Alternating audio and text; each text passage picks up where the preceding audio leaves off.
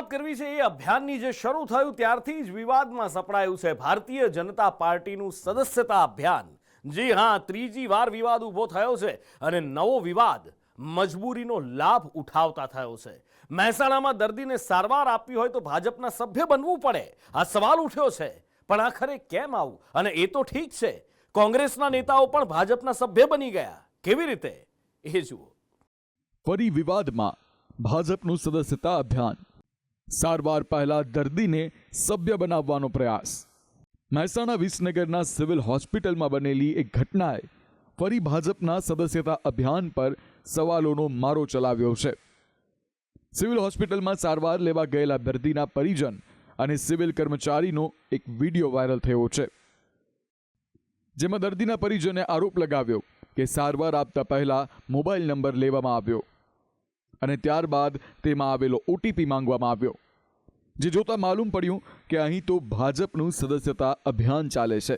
જે બાબતે દર્દીના પરિજને વિરોધ નોંધાવતા સિવિલના કર્મચારીએ માફી માંગી અને કહ્યું, મારી ભૂલ થઈ ગઈ।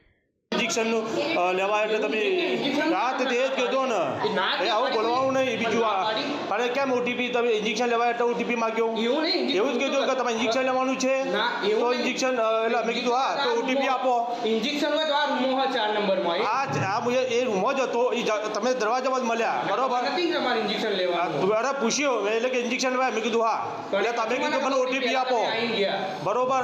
એટલે તમે ભારતીય જનતા પાર્ટીએ લખીને આપેલું છે બોર્ડ ઉપર અહીંયા કે દર્દી આવે એને ઓટીપી લઈ લેવાનો આવું લખીને કશું આપ્યું નહીં તો પછી ઓટીપી કેમ લીધો? તમારે કહેવું પણ હવે ઓટીપી હું આ બાબતનો લઉં, તમારે લઈ શકું છું?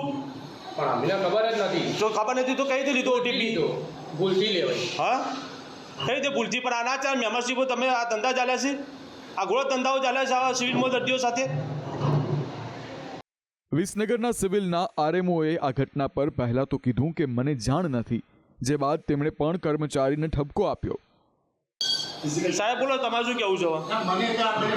બરોબર, આ તો કાલે બીજું થઈ જાવ સિવિલની અંદર તો કોણ જવાબદાર?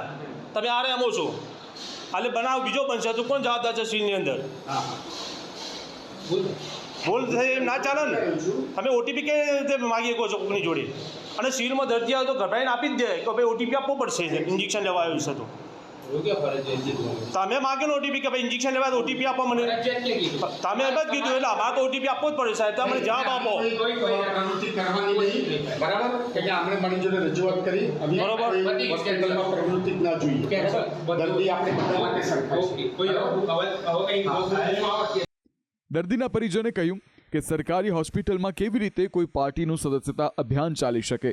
શું લોકો અહીં મજબૂરીમાં આવ્યા હોય તેનો ફાયદો ઉઠાવવાનો? ઇન્જેક્શન લેવાના રૂમ આગળ એક ભાઈ ઉભો હતો, એને કીધું રજીસ્ટર કરાવ્યું તમે? મેં કીધું હા, તો તમારે ઓટીપી આપવો પડશે, ઓટીપી આપ્યા પછી તમને ઇન્જેક્શન મળશે। એટલે મેં કીધું કંઈ વાંધો નહીં, ઓટીપી પછી સિવિલના નિયમો છે એટલે સિવિલના નિયમ અનુસાર આપણે એને મોબાઈલ નંબર આપ્યો, મોબાઈલની અંદર જેવો મેસેજ પડ્યો ભારતીય જનતા પાર્ટી મેમ્બરશીપનો પડ્યો મારી અંદર, એટલે મેં કીધું આ ભારતીય જનતા પાર્ટીનો સિવિલ છે કે પછી સંસ્થા છે ગવર્મેન્ટની? એટલે ભાઈએ તરત જ ત્યાંથી ભાગી ગયો। પછી મેં ત્યાં આરએમઓ રૂમ નંબર 16માં જઈને મળ્યો, એટલે ત્યાં સાહેબ કે મને કોઈ ખ્યાલ નથી। સ્ટાફને પૂછ્યું કે અમને કોઈ ખ્યાલ નથી। જ્યારે ઓટીપી લેવા હતા ત્યારે સ્ટાફ મારી જોડે ઊભો હતો, હા માફી મારી જોડે માગી એમને કે અમારી ભૂલ થઈ જાય, અમે આવું નહીં કરીએ। પણ ઘણા બધા દર્દીઓ આવ્યા તેમની જોડે ઓટીપી લેવાતા હતા હું ગયો ત્યારે, હા આરએમઓ પણ હું જાણ કરી સાહેબને, મેં કીધું સાહેબ આ શું છે? આ વિવાદથી ભાજપનું સદસ્યતા અભિયાન ત્રીજી વાર વિવાદમાં સપડાયું છે। સૌથી પહેલો વિવાદ સુરેન્દ્રનગરથી સામે આવ્યો છે, જ્યાં શાળાના બાળકોને ભાજપના સભ્ય બનાવવામાં આવ્યા હતા, જે બાદ ભાવનગર કોર્પોરેશનના કોર્પોરેટરની સ્કીમ 100 સભ્ય પર 500 રૂપિયા લઈ જાઓ તેના પર વિવાદ થયો અને હવે મહેસાણામાં દર્દીઓને સારવાર આપતા પહેલા સભ્ય બનાવવાનો પ્રયાસ કરાતા વિવાદ થયો। પણ ભાજપના સદસ્યતા અભિયાનને લઈ વારંવાર વિવાદ થતા સવાલો ઉઠ્યા છે કે શું ભાજપથી પ્રભાવિત થઈને લોકો સભ્ય નથી બનતા? સભ્ય બનાવવા માટે કેમ સોદાબાજી શરૂ કરવામાં આવી છે? સભ્ય બનાવવા પૈસા આપવાની જરૂર કેમ ઊભી થઈ? મજબૂરીનો લાભ લઈને કેમ સભ્ય બનાવવામાં આવી રહ્યા છે? કાર્યકરો માટે આ કમઠાણ એટલા માટે બન્યું છે કારણ કે ગુજરાત ભાજપે 2 કરોડ સભ્ય બનાવવાનો ટાર્ગેટ સેટ કર્યો છે।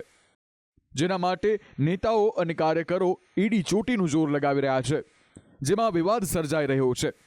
કારણ કે આ કામગીરી માટે ગુજરાત ભાજપે નેતાઓ અને કાર્યકરોને 200થી લઈને 7 લાખનો ટાર્ગેટ આપ્યો છે. સાંસદ અને ધારાસભ્યને લોકસભા અને વિધાનસભા દીઠ 7 લાખ અને 1 લાખનો ટાર્ગેટ આપ્યો છે. પાર્ટી દ્વારા વ્યક્તિગત અપાયેલા લક્ષ્યાંકની વાત કરીએ તો સંસદ સભ્યને 10,000, ધારાસભ્યને 5,000, નગરસેવકને 2,000, સંગઠન સભ્યને 500, જ્યારે વોર્ડ પ્રમુખને 100 સભ્ય બનાવવાનો ટાર્ગેટ અપાયો છે. હાલ આ કમઠાણથી ભાજપના જ કાર્યકરોમાં નારાજગી પણ ફેલાઈ છે. અનેક પ્રાથમિક સમસ્યાઓથી નગરજનો ત્રાહિમામ પોકારી ગયા છે. એવા સંજોગોમાં ભાજપના સદસ્યતા અભિયાન માટે નેતાઓ રોડ પર નીકળતા મોઢું ફેરવી રહ્યા છે, નારાજગી વ્યક્ત કરી રહ્યા છે, જેના કારણે ભાજપના કાર્યકરોની મૂંઝવણ વધી છે.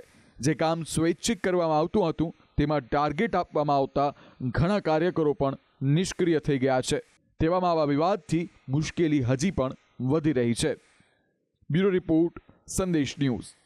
અને હવે વાત વરસાદના કહેર અને ચોમાસાની વિદાયની, અને એ બધા વચ્ચે હવામાન શાસ્ત્રીઓના મતની. કારણ કે ઉત્તર ભારતના કેટલાય રાજ્યો એવા છે કે જ્યાં હજી પણ ચોમાસાનો કહેર, વરસાદનો કહેર અને ગાંડી તૂર નદીઓ દેખાઈ રહી છે, તારાજી તબાહી દેખાઈ રહી છે. એવામાં ગુજરાતમાંથી ચોમાસાએ વિદાય લેવાની શરૂઆત કરી છે. હવામાન વિભાગનું કહેવું છે કે હવે ચોમાસું ધીમે ધીમે વિદાય લઈ રહ્યું છે, પણ હવામાન નિષ્ણાત કહી રહ્યા છે કે જતા પહેલા મેઘરાજા ફરી એકવાર ધડબડાટી બોલાવવાના છે. ઉત્તર ભારતમાં આફતના વરસાદથી નદીઓ ગાંડી તૂર બની છે. નદીઓમાં એવા ઘોડાપૂર આવ્યા છે કે નદીઓ કાંઠા તોડી ગામો અને શહેરોમાં ઘૂસી ગઈ છે. ઉત્તર પ્રદેશમાં ગંગા અને યમુનાના પાણી ઘાટ પર ફરી વળ્યા છે.